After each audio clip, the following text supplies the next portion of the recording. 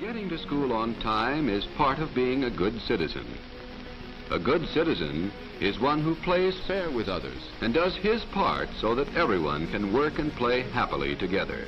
Another battle in Southwest Florida over whether to teach critical race theory in our schools. A school policy that allows students to choose which pronouns they prefer to use. Marxism and postmodernism infiltrated your kids' school. My name is Krista Luis Cepero, and I am a first-generation American. My grandfather and his family fled Nazi Germany, and my mother and her family escaped communist Cuba.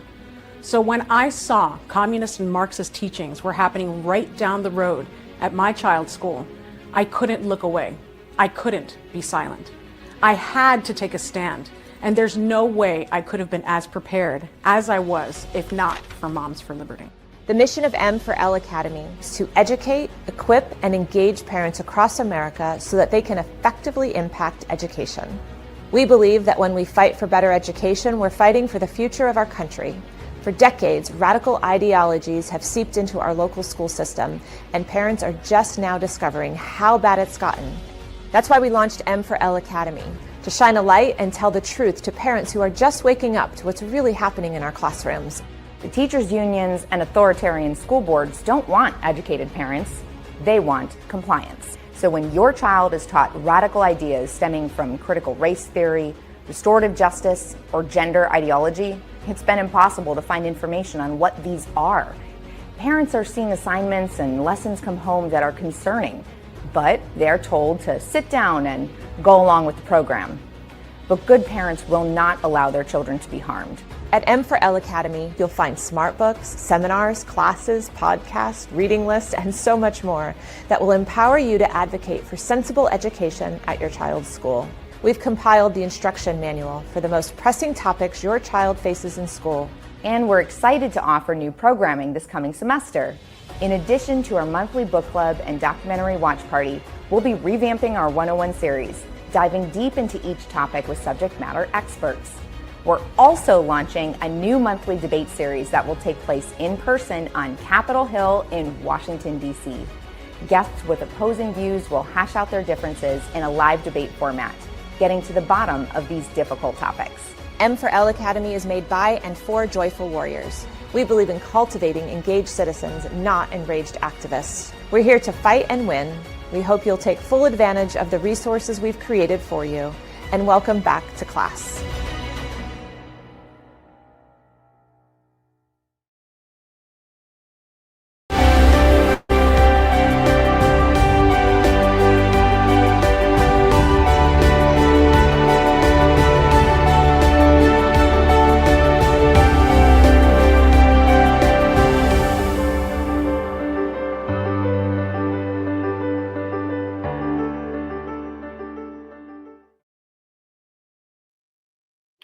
Well, hello, beautiful people, and welcome to M4L Academy's Wired and Watched 101 live stream. This fall, we've been covering topics that impact kids' health, physical and mental. We touched on some MAHA topics in September, specifically looking at food and pharma, and now we are shifting gears over to look especially at technology's impact on our kids' health. Again, both physical and mental. This month in November, we're focusing on EdTech, data, and AI. Living in the digital age, it is impossible to not be impacted by technology. It touches quite literally every aspect of our lives. I find this topic particularly interesting because my professional background is almost exclusively in technology and computers, often the business world. I love the streamlined efficiency and increased collaboration that technology can bring. And I am keenly aware of the distractions and pitfalls that are presented as well. In education, we were promised a digital revolution with the potential for unmatched personalized learning options like never before. Ironically, as I think back, around the time of the real EdTech boom, I remember the mainstreaming of mindfulness. In business, it became such a thing to set time aside for deep work. And the reason was because of the distractions by technology, smartphones, social media, etc. They were just getting out of control. So we were all encouraged to just really sit down and focus and set aside time that you didn't have any distractions. That ubiquitous skill of on your resume of multitasking, well, that was debunked as simply not possible. Although I'm pretty sure we still all put it on our resume. I know I am definitely guilty of that. It's interesting to me because it was accepted, and nowadays it's actually really pushed as a perk in business. That is this whole concept of deep work time and needing to focus for hours to really get your job done. Yet somehow our kids are expected to handle EdTech's distractions without a problem. Kind of weird how that works. It is for this reason that I'm particularly excited for tonight's guests, who will help expose the truth about screens and EdTech on our kids as we unpack how we actually learn.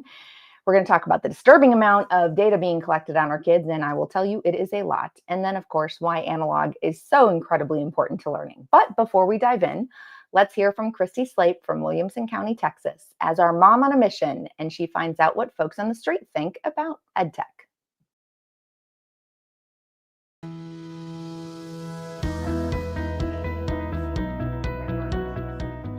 About your children's school. Do they use one-to-one devices, meaning like a Chromebook or a laptop that students get to take home? Our district has one for every single student. They actually just did a refresh, so everybody had to get a brand new one this past year. You know, it's good and bad. One, they don't have textbooks. So for the kids in their backpacks, it's great to have one device.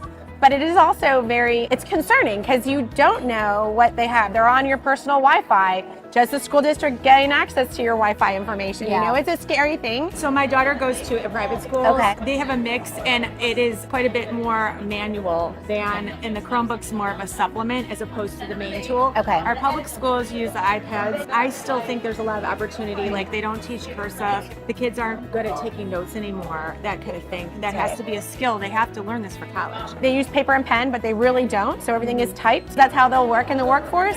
But then they don't really know how to sign their names. There's no cursive anymore. We homeschool our kids, so there's no need for that. You have to give your kid a phone because they're at public school and something bad might happen. So they don't have cell phones, and honestly, even if they went to public school, we would not give them cell phones because it's a predator's paradise to give them a device like that with all the apps out there. We're talking about just the devices of what mobile apps they have. There are ways to circumvent the network where kids can get onto, certain websites that are concerning. Your kids are a little older, right? They are. Teenagers. You set limits for them for how much time they can spend online or on their phones. So whenever we're eating, all phones are off. Yeah. They are not on the table. I mean, we have to have conversation, whether it's at a restaurant or at the dinner table. We do have that as a rule. At our house, we limit the screen time to video games for only on Friday or Sunday for a certain amount of hours. And they're homeschooled, so they have to actually do their studies. So it's like a catch to it. It's not just like carte blanche, just watch TV all you want. One very strict rule we had in our house was not having technology overnight in your room. The mental health and just the lack of sleep, the data on that is astronomical. It's very clear that that isn't safe, and the kids can't self-regulate. If you are not aware of what we're doing at Moms for Liberty, join your local chapter, find out where the local place is. Or start a chapter if you start don't a have chapter. one. Absolutely, because it just takes everybody. Okay, full disclosure, those interviews were at our Moms for Liberty National Summit in Orlando, which I am missing that warm weather so much. Shout out to all my ladies in the cold weather right now. I am snuggled up in this wonderful sweatshirt. Strongly encourage you to go get one. It's very comfortable, totally worth it. Anyway, I'm not surprised to hear that they had skepticism and awareness of some of the problems with EdTech because, again, it was at our summit, which was fantastic. Now, however, I'm excited to introduce our remarkable guest speakers for tonight. First, we have Mandee Hamann from Screen Strong. As a former youth pastor, business pro, and most importantly, mom, she's on a mission to help families ditch the digital distractions and reclaim real-world connections, one message at a time.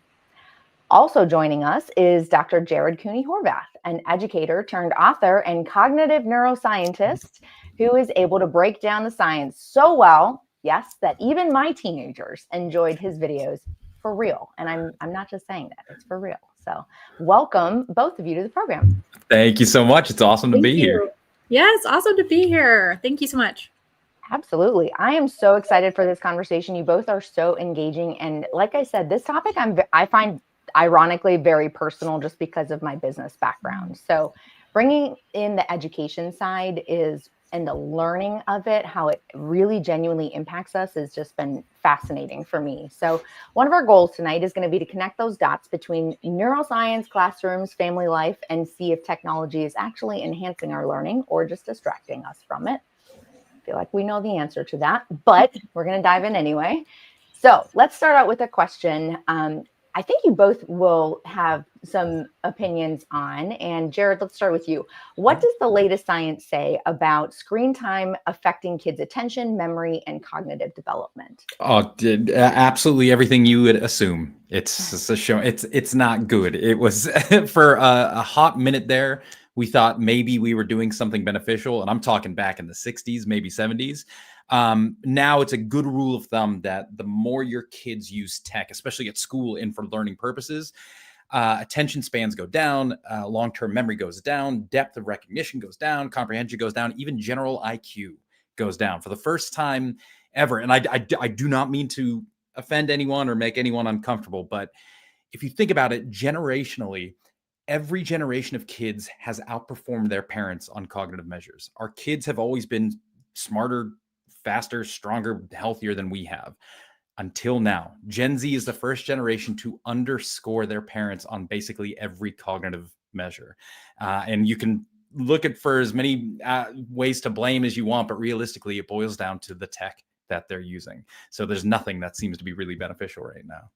Wow, that is honestly mind-blowing, although it does make me feel a little better. It means that I actually am smarter than a fifth grader, maybe. We did. Hey, hooray. We did. I should say you're right.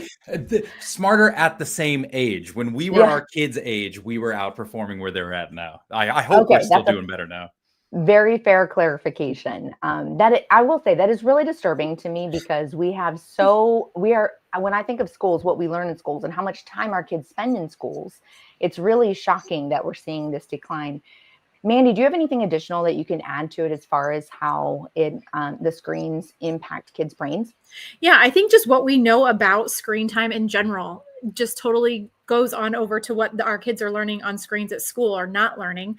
And so at Screen Strong, we teach about what the interactive screens are doing to a developing brain. And so sometimes parents are shocked to understand and to know that even educational screens or educational games or gamified learning is doing the same. It's hurting the brain in the same way. It's hijacking the brain in the same way. And so that's what a lot of parents don't know. So I'm right along with Dr. Jared here on this. And I love that he's got all the recent research. But we've been talking about this for years, just about how the screens are affecting brain development. And so this goes right on into school in the classroom. It's doing the same thing to them there as it is at home on their iPad. I think I have a question for you later about the trick of educational screens. So we'll definitely come back to that. One kind of interesting thing that I just heard about this. It was an old podcast that I was listening to. I forget even which one it was. So I apologize that I'm not attributing to whomever it was, but they said they were doing studies of how it can impact your brain. And apparently even down to when you use your thumbs a lot, if you're on your phone a lot, the part of your brain that like focuses or controls your thumbs will actually grow. I mean, I'm not saying it's like massively grown, but still, it is massive. I think that's one of the biggest important things to remember when it comes to the brain is for a while there. So there's this concept called neuroplasticity, which basically says your brain changes as you do. So your brain changes to reflect it. And for a long time, we thought it was some kind of magical special property. If you worked hard enough, you can train your brain to do different things. We now know it's on all the time. So if you just blink your eyes real fast. Congratulations, your brain is physically different after you blinked than it was before you blinked. I mean, this thing is always going on. So that's where we started to realize, wait a second, literally everything we do is going to change our brain in some way. That's kind of how it functions. And so some people will make arguments like, oh, it's changing your brain this way or that way. Realistically, if sneezing changes your brain, what we've got to say is, what is the behavioral outcome of those changes? Changes are happening all the time. How does that manifest in our real world interactions and behaviors? Do we like that or not? And that's where we can see, reading a book versus a screen will change your brain differently. And those changes will behaviorally manifest as better learning versus worse learning. So once you see the behaviors invested in those brain changes, that's when you can start to say, do we like this or do we not? But brain change in and of itself, that's just something that's always happening, unfortunately. That is absolutely incredible to me because I think, and neuroplasticity, that is a concept that I had first heard about, I would say about 5 or 6 years ago. And I think it's something that we ought to be teaching just in general. I think that we should be learning this in schools. All of this stuff I think we should be learning in schools, quite frankly. I think it's fascinating and I think kids would actually benefit from it. So this kind of leads me to my next question of, if as our brain changes, does that create an illusion of learning? I know Jared, you've written about this, that there's an illusion of learning, that technology can sometimes make kids feel like they're mastering content when they're not really mastering that. Do we see that? How does that illusion show up in today's classrooms? Absolutely. So you've got it's called the fluency illusion, and it's a very weird cognitive bias that the easier something is for you, the better you think you are at that thing. And so when it comes to something, say, let's take it out of learning, take it to say exercise. If I get on the exercise bike and I set it at level 2, it's really easy for me. I think, man, I'm kicking butt today. You set that thing for 12, all of a sudden I'm sweating, I'm huffing, I'm like, I'm not good at this. But realistically, it's that work, that effort that's actually giving you the benefit. So now bring it back to learning. When kids are, and EdTech is notorious for this, they give kids agency over what do you want to learn, how do you want to learn it, when do you want to learn it, you drive it. They will take the things that feel good to them. They will always find the path that feels easiest for them and mistake that for growth. When in actuality, it's the path that stinks, that is really hard, that we need them to be taking. That's what teachers do. We say, glad you're good at A, we're focusing on B today. That's the stuff that's not as good, it's not as comfortable, but it leads to the growth that we kind of want to see. So I would say we do a survey at the university I used to work at every year of the professors. What's the biggest problem with the incoming freshman class? It sounds catty, but we use that data for a real purpose. And hands down, every year for the last 12 years, it's the same thing: overconfidence. Every incoming freshman class is wickedly overconfident in what they know and what they can do. And it's that ease. Tech makes things so easy that they assume they're really good at it. My phone has a camera. I must be a photographer. This lets me play video game soccer. I must be really good at soccer in real life. Nope. And it's that overconfidence is being driven by this illusion of fluency. That is absolutely fascinating. And I think just as a parent in general that I can attest to, I mean, as an adult human, I can say that when I was younger, I thought that I felt much more confident in things that now I'm like, nope, I definitely wasn't. I did not know it. So well, our kids are following suit with us then. They are confident people. So that ties in, I think, actually to the concept of being, when things are labeled a certain way, which Mandee, you mentioned before, the idea of things getting a label of educational, they must be good. And so we'd feel confident that something is positive because it is said to be educational. But are you seeing some issues with educational games, the same type of issues as we are with some of these other things like social media, et cetera?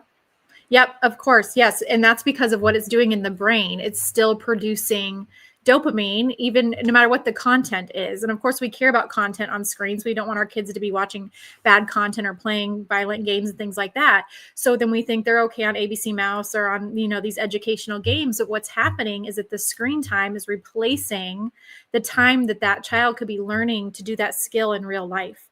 And that was just fascinating what he just said about even the overconfidence thing, because even our kids think that they know something, but they get into real life and they can't do it. They get to kindergarten and they don't have the skills that they should have as kindergartners because they've spent their time learning on their screen.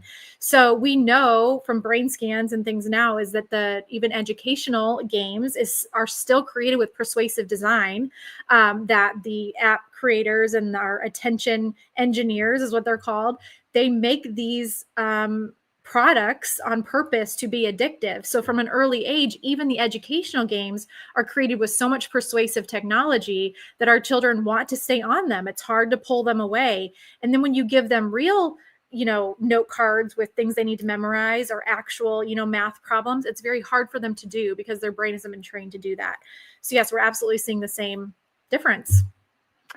That persuasive design was one of the most shocking bits of information that I learned about this, because can you just explain super fast? I think that just the way that it has to do with the same type of design as gambling. Yeah, same type of design as gambling, the things that keep us addictive.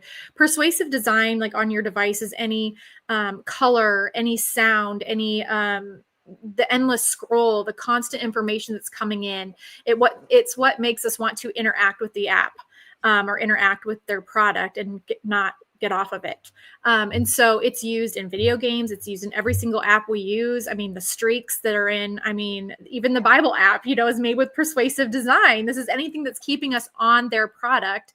And so as we teach the kids with our curriculum, we teach the students and we say, look, we're all being tricked here. We're being tricked by attention engineers that create this stuff with persuasive design. And this is why Steve Jobs and Bill Gates and all of these tech big guys, that created all this did not send their children to schools with technology.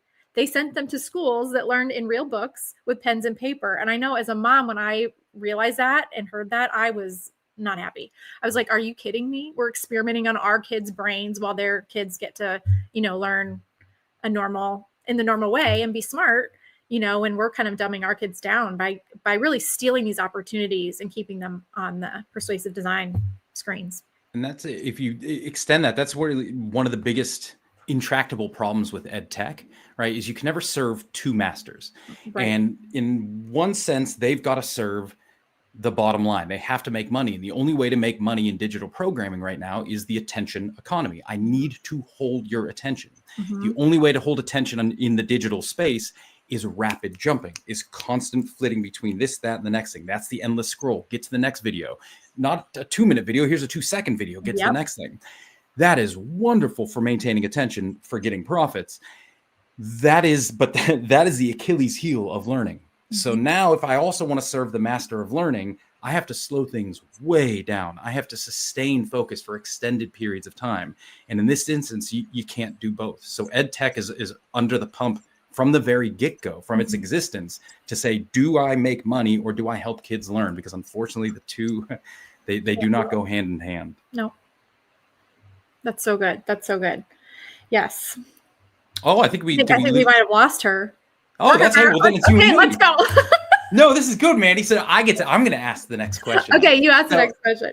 Okay, so if we're thinking about EdTech and learning, and let's stick kind of with the brain stuff. What do you think has been your number one surprise or kind of like shock finding over the last couple of years that you've been teaching and learning this stuff that made you really stop and say, this stuff's probably not as good as we thought? Yeah, no, that's really good. I think just the research that's coming out with the global scores going down. I mean, the learning is going down everywhere. It just blows my mind. I tell this story at some of my workshops. I recently went to a public school here. I live in Iowa, and last spring, and it was the weirdest thing to go into a middle school and see these students just carrying around their laptop bag, no backpacks. And they just felt like they were a bunch of robots. Like, I was like, this is so sad. Like, where are their books, And so I guess as a mom's point of view, and I've got two in college now, and one that's graduating, I get the one that's graduating, I'm like, I don't like that they're learning so much on their computer, because I feel like it is taking away from what they could be doing in person, in those books and taking notes. I'll tell this quick story. My daughter's in college, and just this year, it's funny, when she went as a freshman, they gave them all iPads. Okay. And she's screen strong with me. She's got quite a story. So she goes to college and she's like, oh, Mom, we have to do all this work. All of our books are on iPads. What am I going to do? I'm like, well, you're going to ask for books. Like, you're going to go advocate for yourself. Yes. And it's so funny. Now she's a junior, and just 2 years later, they are now telling students they cannot use their iPads except to take notes. And they have to use their pen on their iPad that has to be flat on their table. And I'm like, yay, so I think some schools are starting to get it, but unfortunately so many are not. And isn't it interesting that data is there and it's pushing back and it's been there for almost a decade now. And only now people are starting to pay attention and go, wait a second, you're telling me it's not useful? Yeah, we can prove this case to you. It's not a belief. It's sitting in front of us. Right, finally, they're looking at it. Yeah, that is actually so. In the one-on-one interview I did with Jared, we had a fascinating conversation about the idea of writing notes. I want to point everyone over to m4lacademy.org to go watch that interview, because it was so good. And he taught me about how memory is actually a three-dimensional thing. So when you're writing notes, like I'll remember where I wrote something on the notebook, on the piece of paper, like how thick, how far it was through, And I had no idea that was an actual three-dimensional thing. So that was one of the coolest things I learned, I have to say. But I do want to ask another question. So sorry about that. I had a little glitch in my internet here. But one of the things that we started to talk about was like the disconnection, and I felt like of that nostalgia as well that you said your daughter was feeling. So I see with that happening in screens, but also especially with social media and this constant connectivity that we're supposed to be so connected, yet somehow we feel very disconnected. So how is that impacting kids' emotional health and self-esteem? Yeah, well, Mandee, you might be able to start there. Sure. It's keeping our kids connected all the time. They never disconnect. I mean, when we went to school, something embarrassing would happen to us and we would just be so embarrassed, and we would go home to our family. And yeah, you might hear about it over the next week or so, maybe a rumor mill going, but then it would finally fizzle out. And in today's world now, we have our kids go home and it's constantly on their phone in front of them. And so they never get away from it. So of course this is going to affect their mental health, and then their learning. I have teachers tell me stories that they'll have a student come in crying or upset, having anxiety attack or whatever it is first period, because it's something that they saw on social media on the way to school. So, and of course, even with phone bans, we're still accessing this type of technology and social media apps and things like that when we're on our laptops or on our, one-on-one devices. They're still able to access these, the social media.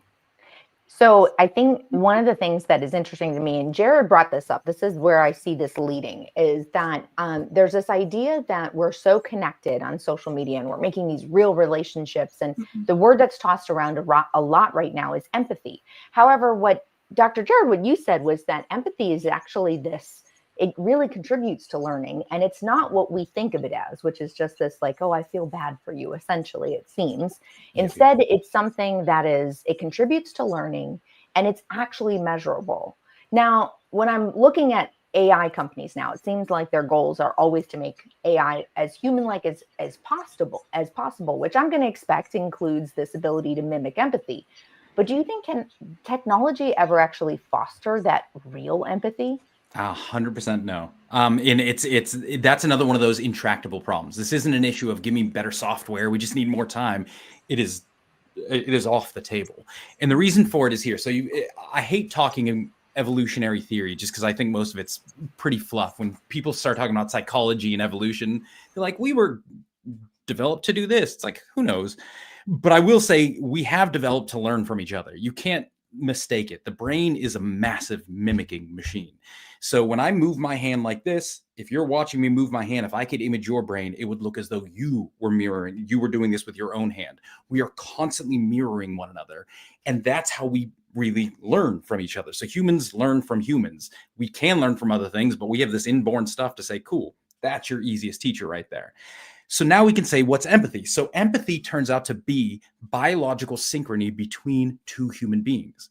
It is not an emotion. It's not an individual thing. It's when two people start to empathize, their hearts will start to beat at the same rate. They will start to breathe at the same time. They will start to blink simultaneously. If I can image their brains start to fire in sync. They start to think like each other in that moment. So empathy, believe it or not, is a highly measurable thing. It's between two people. Now, get me onto a computer. And by the way, that's why it boosts learning. Once I sync with you, anything you're doing, thinking, feeling, I can anticipate, I understand better, I comprehend deeper what you're doing because I'm with you literally in that moment. Screens, by definition, don't have biology. It doesn't matter how much a screen sounds like a human. There is no heart rate to synchronize. There's no breathing to line up. There's no brains to come into the same exact pattern. So this entire learning mechanism of empathy cannot exist on tech until tech is made out of human beings. But in which case, I'll save you the trouble. We have teachers. That's basically what we do. So that's why, unfortunately, we've found this big mechanism of learning that tech will never be able to mimic. And I think it's important to point that out.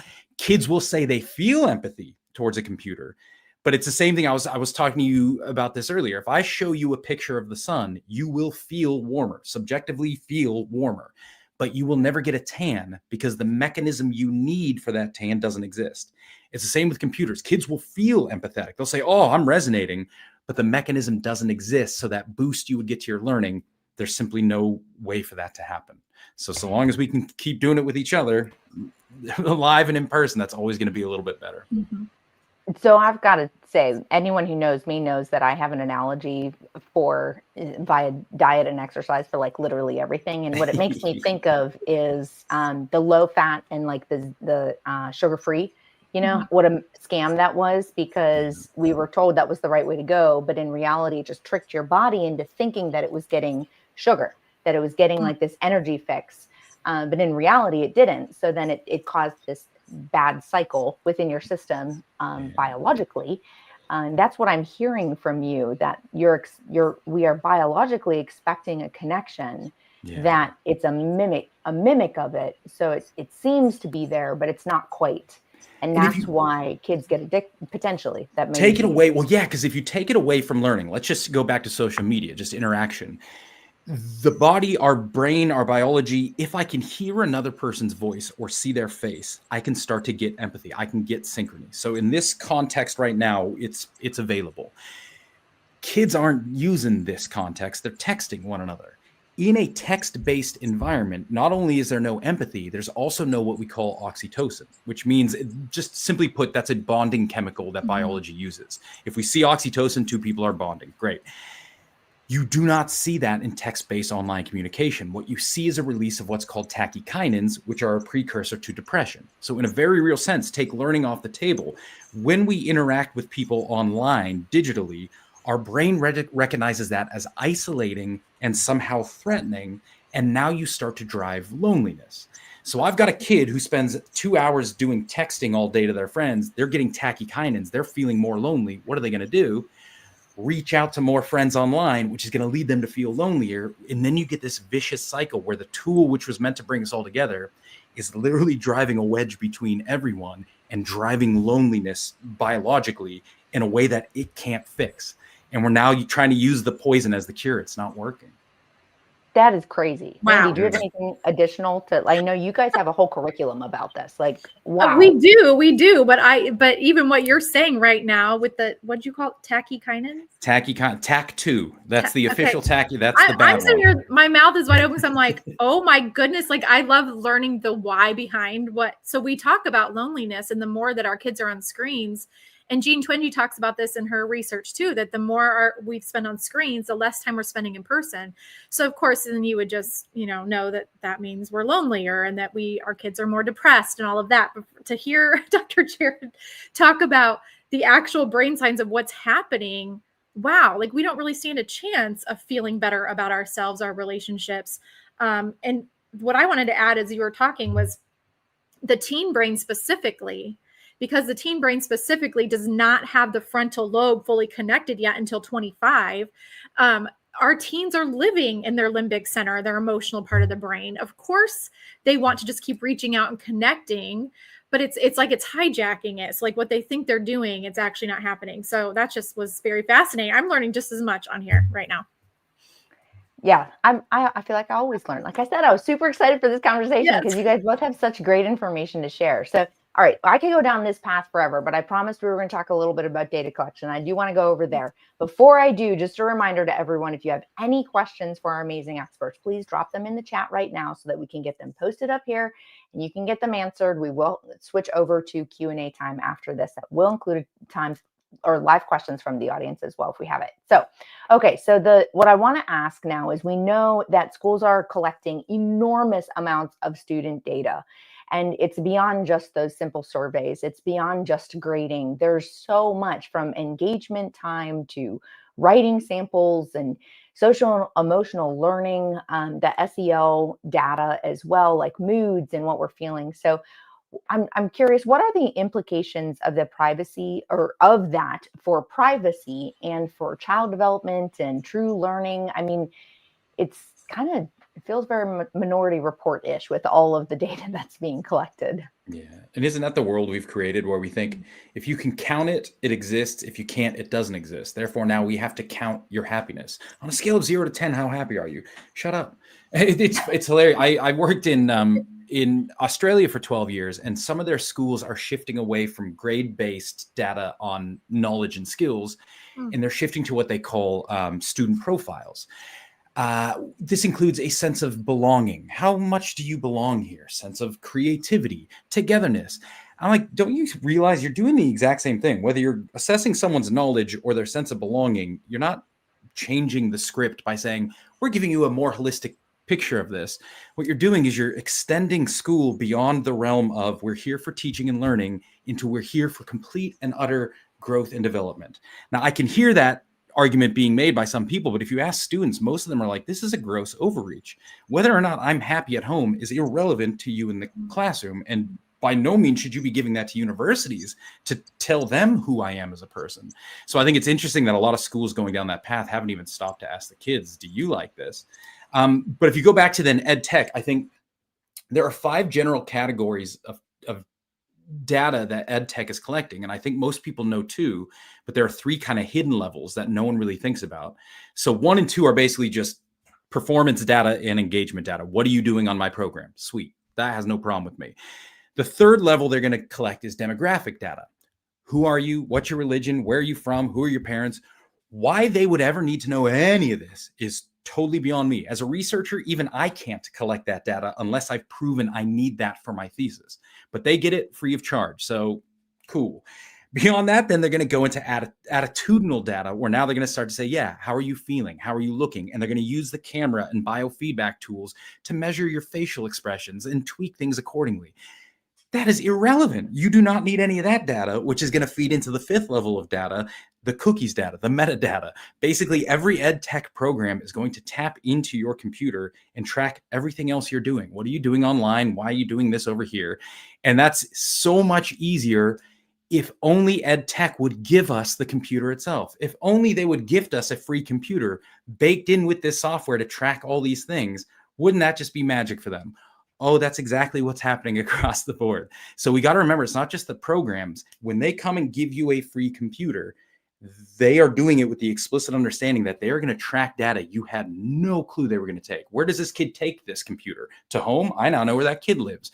Why they need any of this, don't know. But my goodness, they, as far as I'm concerned, it just, they shouldn't. They have no justification for needing any of this.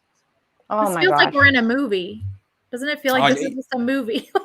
Could you imagine, like, if you did that in a movie, people wouldn't, like, if I said, here, give this to your kid and it's going to track all their data, everyone's going to say, nah. But we do that literally in school because we say, this thing I'm handing you is going to teach them better. But not only is it not going to teach them better, it's also going to do all that stuff we don't want it to do. So what leg is EdTech standing on right now? If even the one thing, like, I can imagine there's some parents who are like, I don't care, track my kid, take all their data, that's fine, so long as they're learning better. Give them a better job, take all the data you want. But even they're not learning better. They're getting worse jobs. So the one thing that EdTech could possibly stand on itself doesn't work. So what is their argument for existing right now? I don't know. Wow. I completely agree. I mean,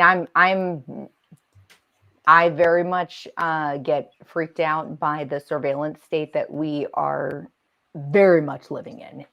And it is easy because so much of this is invisible. So much of this is behind the scenes. It slips in through those little I agree or you check a box, because who reads the T's and C's? Nobody does. Like it's just so easy to give away that convenience. And I'm not going to lie, I've got plenty of convenient smart devices and apps that, after another interview that we did with some folks from Privacy Academy, oh my goodness, it has made me want to turn in all of my smart devices, to say the least, because it's just wild. Yeah. So thank you for sharing that, because I think that one of the things that we sometimes forget about is that it is beyond just grades. It's all of the other activities. And when you mentioned the biometrics of being able to see the facial expressions and how the child is responding, that to me is scary, because I'm not trying to sound overly alarmist, but I could see it going down the path of, oh, they're not responding the way that we want them to respond. So we need to do something to encourage behavior, whatever that encouragement looks like, that we deem appropriate. And anytime we go down that path, that to me just screams all sorts of alarm bells. So very scary. So I want to switch over to some questions. We have one in particular to start things off, and then I see some coming in already with the chat. So just a reminder, post your questions in the chat. This first one I want to start out with. How can parents approach schools about reducing screen time without being seen as some crazy Amish Luddite? Mandee, you want that one? Well, yeah, you know what we do? This is what we do with Screen Strong. We talk about we have to get education in front of our schools, in front of our teachers, in front of our students, in front of our parents, because without the education piece of this, of what's actually going on in the brain and how it's affecting them, it's just another rule, right? It's just another, oh, we have to do this.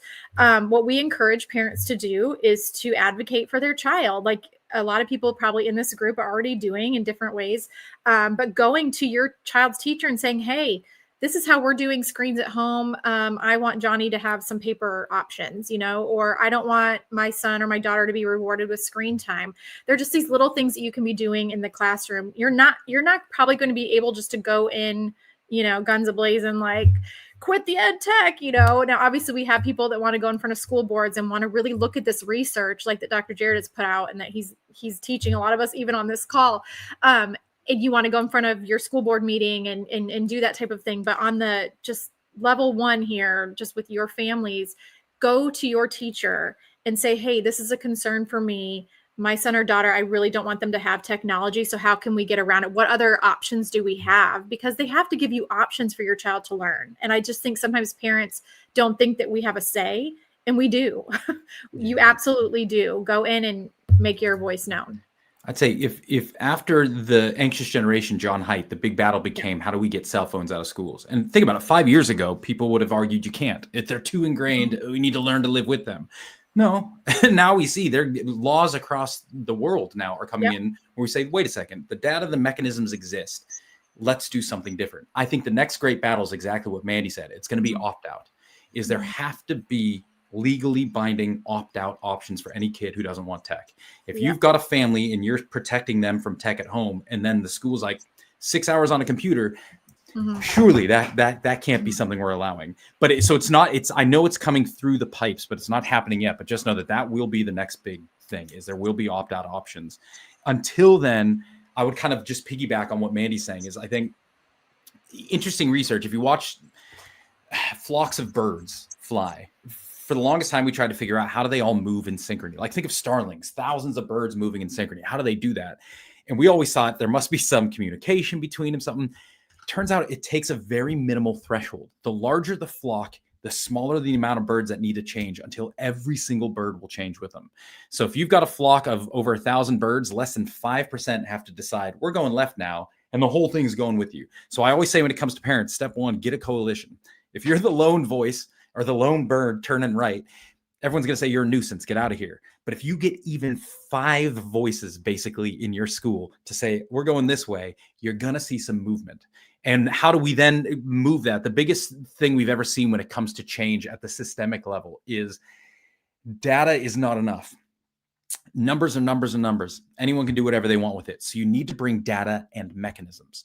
If on one hand you can say, here's all the proof you need that this isn't working. And then on the other hand, you can say, and here, due to biology, here's how the brain works. Here's how learning works. Here's why all those numbers are coming back. Now make a difference. That's when people really kind of chime in. I always say, if you think about something like asbestos, right? People were working with asbestos for decades and we knew they were getting cancer. No one cared. Until someone came up with a mechanism. The data wasn't enough. It was until scientists said, by the way, looks like asbestos can lodge in your lungs, and that's what gives you cancer. Get the mechanism, it was banned within a couple of years after that.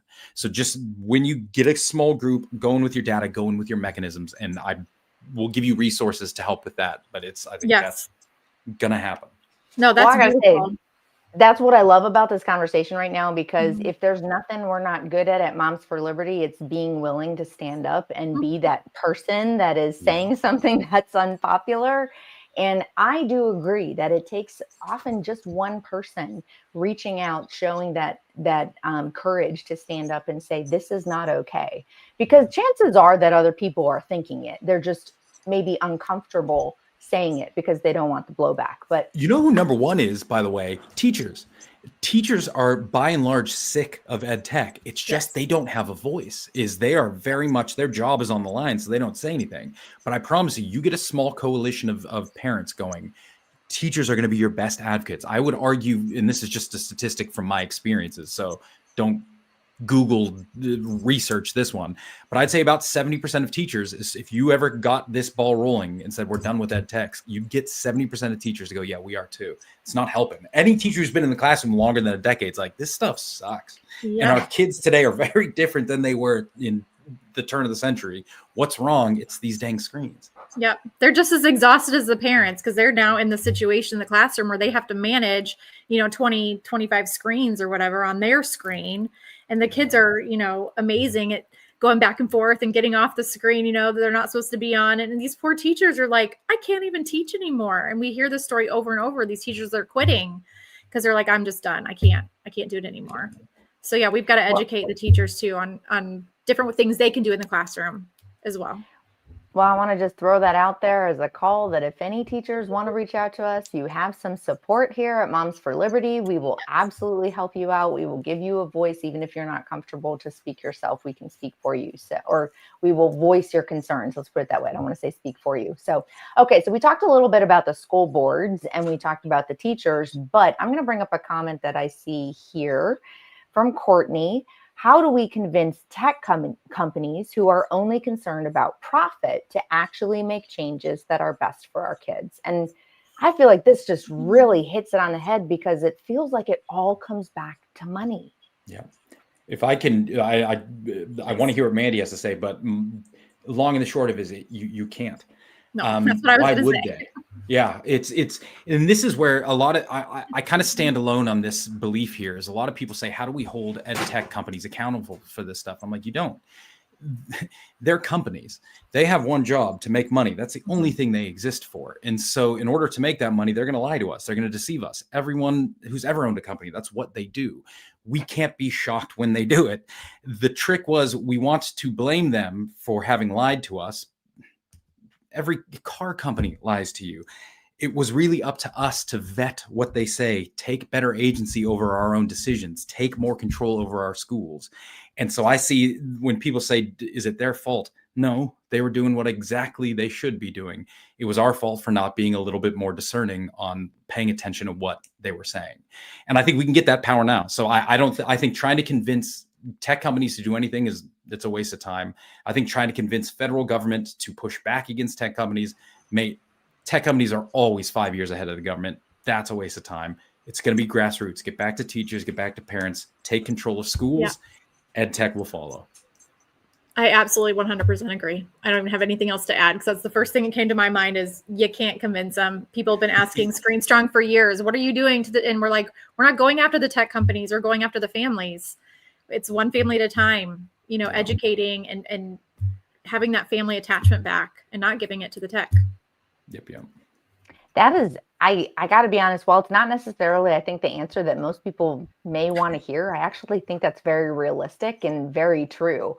It's unfortunate that tech companies aren't these, empathetic, kind, wonderful, soulful organizations that we want them to be, but they're not. They're just not. And that's why you see the big conglomerations and the organizations in every single film ever as the bad people. And we all can believe it because we know that profit is king.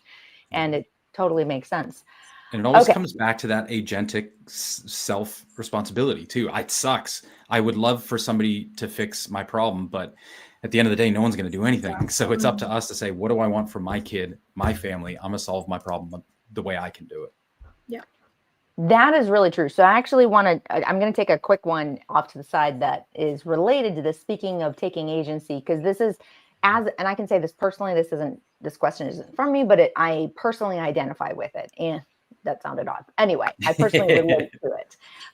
That as a parent who my children grew up, they were definitely the I generation. And I feel like I did a pretty good job of protecting them with guidelines and putting restrictions in place and, phone limit or time limits. And I mean, I was mocked by my friends for years that I was a helicopter mom and just absolutely crazy and just let your kids do whatever, like they'll be fine.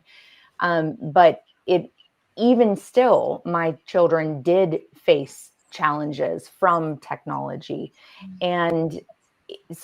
but my kids are older now. So I'm not at this place where I necessarily can control what they're doing on their devices or anything like that. So and this may not be something you guys have much to say, just as a maybe a positive reassurance or some advice truly of how can parents who fell for that lie, what can we do to try to help regain that relationship with our children and help our kids who are now older and sadly fell prey to being a consumer, right? A target consumer. How can we help our older children to regain control of their lives?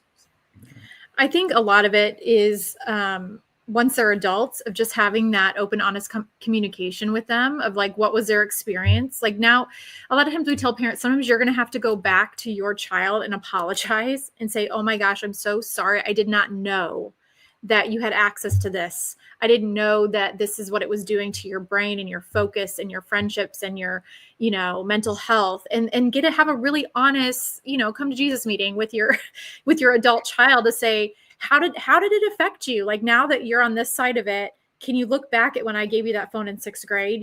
How did that affect you? And would you give it to your child in 6th grade now? Most of,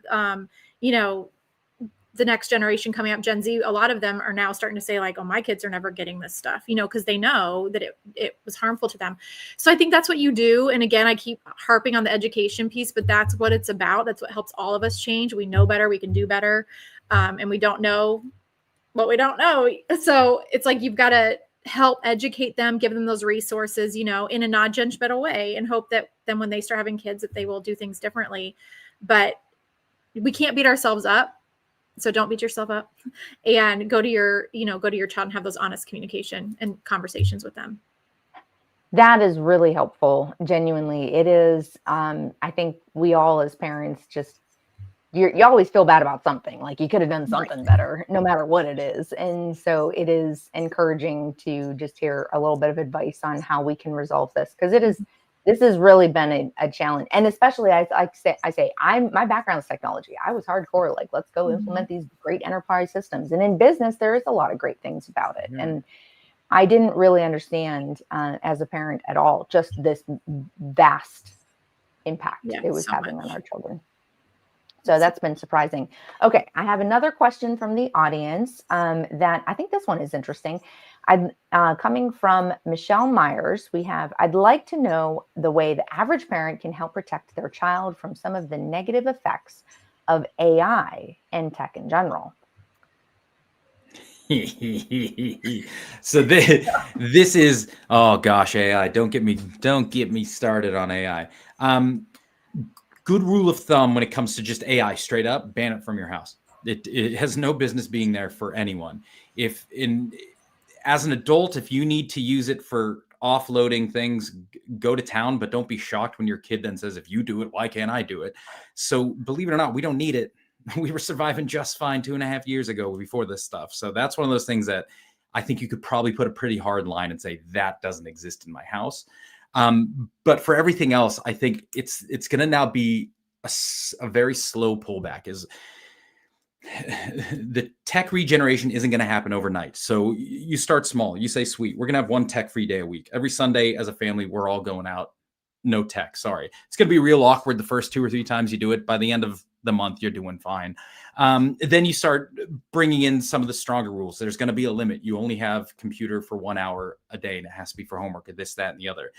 And you just slowly start chipping away. And while you're doing it, you have to make sure that you can self-audit while you're doing it. All those things you're telling your kids to do, if they then see you do the exact same thing, you've pretty much just evened the plan. You've erased any good you were trying to do.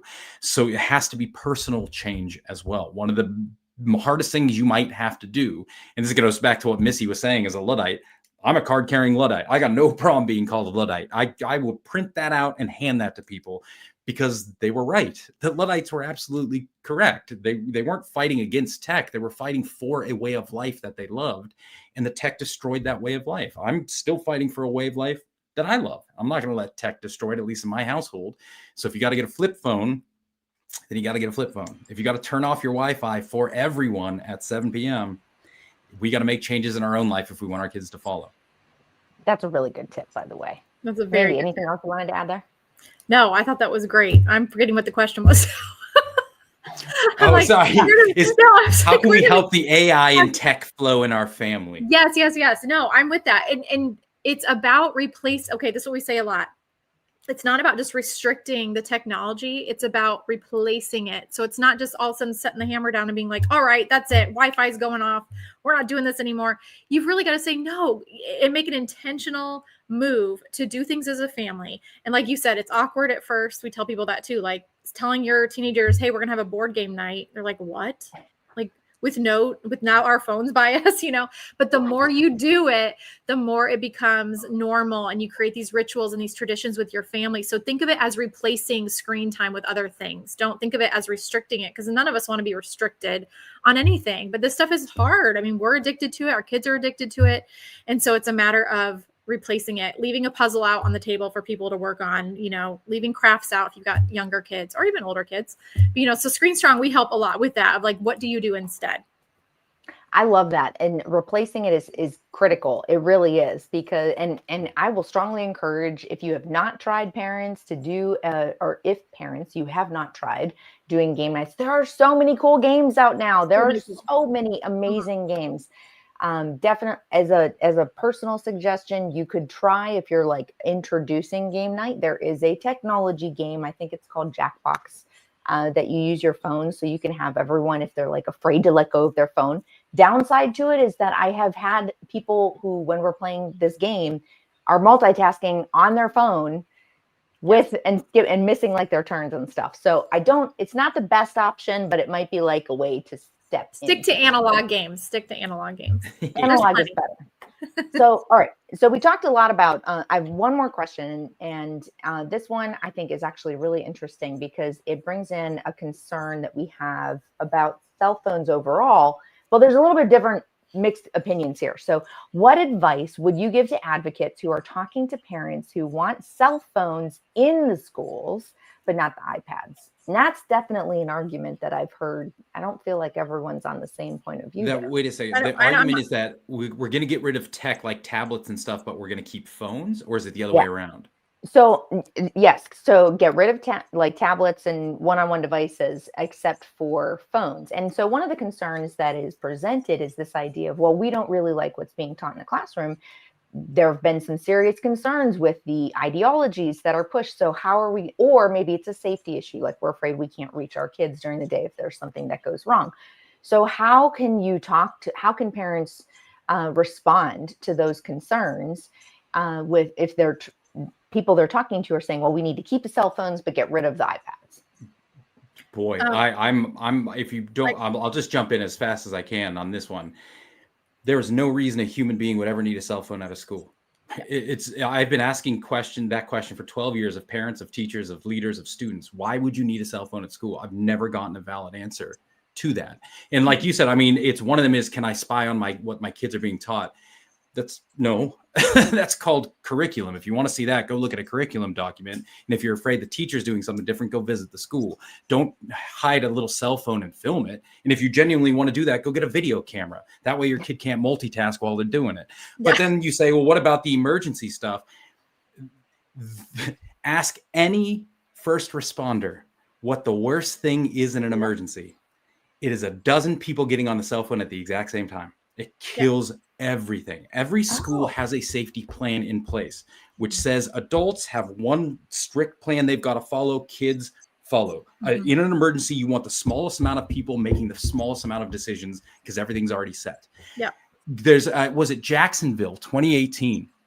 School shooting. Immediately all the kids go on and they start texting each other, and they start texting their parents. The parents are starting to text them.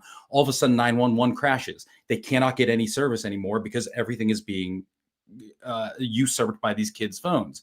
And of course, the parents hear there's an emergency going on, they go driving in. And if you've ever been by a school at the beginning or the end of the day, you know how long that line of cars are when parents are dropping off their kids. Ambulances couldn't get through. Emergency responders could not get to the school because so many parents were rushing the scene. And then when the cops did get there, they couldn't figure out how many shooters there were, where everyone was, because there were so many conflicting reports. No one knew what was going on. when it comes to emergencies, the last thing you want is for every kid to have a cell phone. It's scary as a parent when you think something might be happening, my kid might be in trouble. But what you don't want to do is call your kid in that moment. You want them to be live and present in that moment with people who have been trained to handle that moment, not you looking over their shoulder. So even the emergency argument, I've never heard a reason why anyone would need a cell phone in a school. And so that was why that question kind of caught me off guard. No, I know, me too. And I get it. And that's what I get mostly at my workshops. And actually just recently I was in Colorado and was visiting with a family member who lives in Evergreen, where that shooting just occurred, last month or whatever it was. And that was her argument. She was an older lady, but she was like, that's my only thing. Like, that one kid, call 911. I was like, but here's the thing, when our kids are on phones, they're not listening to what's going on around them. I mean, if you're a parent, you know that already. If your child's on their phone, they're not hearing your instructions. So it's actually more dangerous for our kids to have phones in those situations. So I want to hear one that blew my mind the other day. And sorry, this is just story. We're going anecdote, but I love stories. So in a school in Texas, and I guarantee this isn't the only school that did it, whenever they do lockdown procedures, kids are now taking out their phones and doing funny games. Like, you're supposed to hide. So believe it or not, no school shooter. Here's an interesting stat. No school shooter, if a door is closed and they can't look through the window and immediately see people, no school shooter has ever broken down a door. So that's why a lot of schools, the first thing they'll do is close the doors, lock it, and move all the kids against the wall. Because the stats say if they can't see you, they're not going in. So, of course, kids will now start playing music and sounds during these emergency drills because they think it's funny. And now the funny thing they were doing in this Texas school is as soon as they do an emergency drill, kids will start playing the sound of gunshots over their phone. Oh, my God. Wow, kids. Now, to be fair, I don't blame them. They're kids. They're being stupid. It's what they do. Take the dang phone out of their hands, and that's a problem you ain't never going to have again in schools. Yep. It's like we're begging them to be buttheads, and we're surprised when they are buttheads, when we could solve the problem just by, you put that in my pocket, you're done now, kid.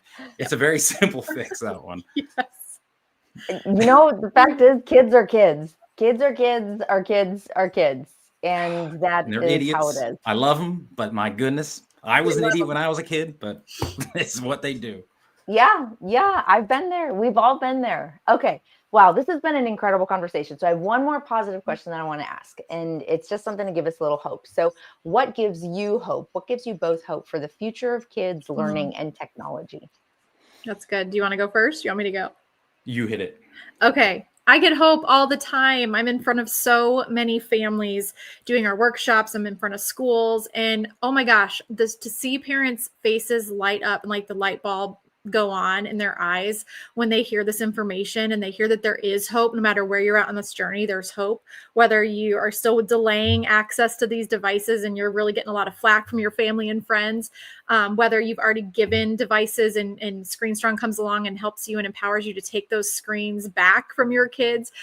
We have families all over the place. So I am encouraged all the time about even just hearing teenagers, especially in Gen Z, that are going back to flip phones, that are standing up and saying, no, I am not going to be tricked anymore. And we hear this all the time. We've got so many ScreenStrong teenagers now. And so I just love this work because of the hope that I see that it brings so many people. And it brought my family specifically, 5 years ago. So we're living proof of it. And now, like I said earlier, we're just one family at a time, one teenager at a time.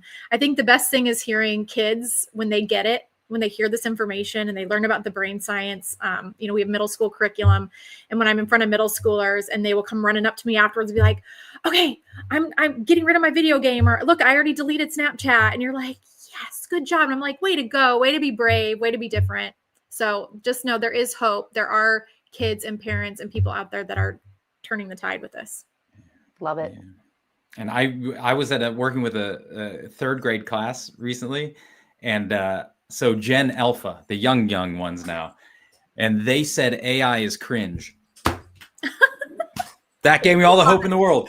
You think, man, kids usually hate what we do. They hate our music, they hate our clothes, but my God, they loved our tech. Until now, they think using AI to do stuff is cringe. That gave me a lot of hope. If I'm like, good, keep pushing.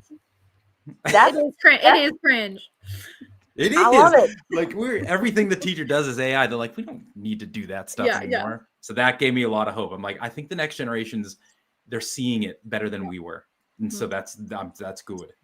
I completely agree. By the way, I'm going to anecdotally super fast, and then I want you guys to tell us where everyone can find you. But I agree because so I have children in college as well, and I've heard similar comments expressing frustration if they can identify that professors are using AI, and they've lost a lot of respect for it. They're like, hey, I'm going to put as much effort into this as you are. It's essentially what they're saying. And I got to be honest, I get it. It makes me, I'm seeing a real appreciation of real authenticity that I don't think I expected, frankly. So that is encouraging. That is encouraging. Okay, Mandee, starting with you, tell us please, because you both are amazing experts that I know our chapters are going to want to connect and see if they can feature you at their local meetings. So please let us know or tell our people how they can get a hold of you guys. Sure. You can find ScreenStrong, screenstrong.org.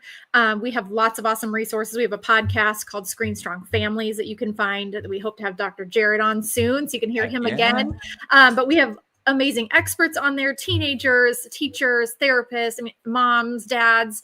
It's kind of your life source every single week as you're trying to, fight this battle with screens. I will just give a quick plug, if that's okay, Missy, for we have a textbook. Okay. This is called Kids, Brains, and Screens. Our mission is to get this into every school in America. Okay. It's made for the classroom. But if you don't want to get the giant textbook, we do have Kids, Brains, and Screens for the home. It's called Home Edition. You can get this on our website at screenstrong.org. And we just came out with one for our elementary learners. So if you want to teach your children and your family and start speaking the same language around screens and how they're affecting our lives and what we need to do instead to build a healthy brain, that's where you want to go. So go to screenstrong.org for all of our incredible resources for you and your family. Love it.